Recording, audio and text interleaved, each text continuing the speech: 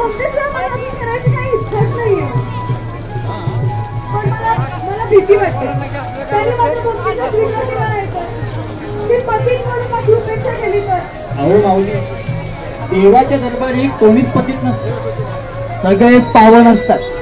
आता मला सांगा, हे आपण सगळे भक्त मंडळी त्या विठ्ठलाचे लेकर आहोत ना. आता मला सांगा, आई त्याच्या लेकरांमध्ये कधी फरक करते का? नाही ना. तसंच तो विठू सुद्धा त्यांच्या भक्तांमध्ये त्याच्या लेकरांमध्ये कधीच फरक करत नाही. पांडुरंग पांडुरंग. मला एकदा तरी पंढरपूरला जायचं, त्या विठू सावळ्याचं दर्शन घ्यायचं. मला पाहायचं त्या विठ्ठलापाशी काय जादू आहे जी माझ्या कृष्णात नाहीये. बुवा, मला तुम्ही पंढरपूरला न्याल का? हवं तर मी तुमच्या सगळ्यांच्या लांबून चालेल. पण माऊली, लांबून तर चालायचं, बरोबरीने चालायचं. अहो माऊली, ह्या वारीमध्ये आलेला प्रत्येक माणूस, प्रत्येक वारकरी त्याच्या मनातले भेदभाव बाजूला ठेवून फक्त आणि फक्त भक्ती रसात समरस होण्यासाठी येतात.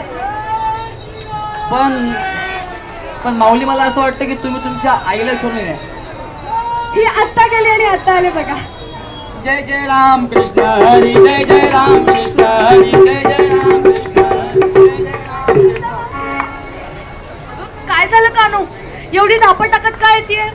अगं आई नाही म्हणाली का वारीला जायला?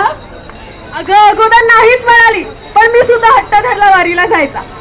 मी सुद्धा हट्ट धरला आणि मग शेवटी मी जा म्हणाली. मी तुझी सुद्धा लुगडी घेऊन आली आहे सोबत. तू सुद्धा यायचं माझ्यासोबत वारीला?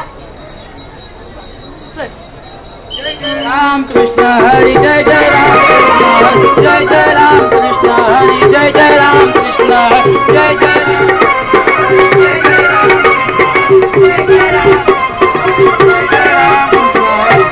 चला चला माऊली, पुढे चला, दर्शन घ्या. पुढे चला, पुढे चला, पुढे चला. पोरी आली बघ तुझी पंढरी.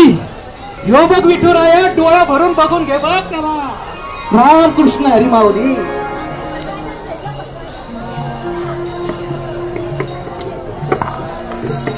काना मावशी, अगं हा विठ्ठल तर माझा कृष्ण आहे ग. अगं हा तोच माझा सखा आहे.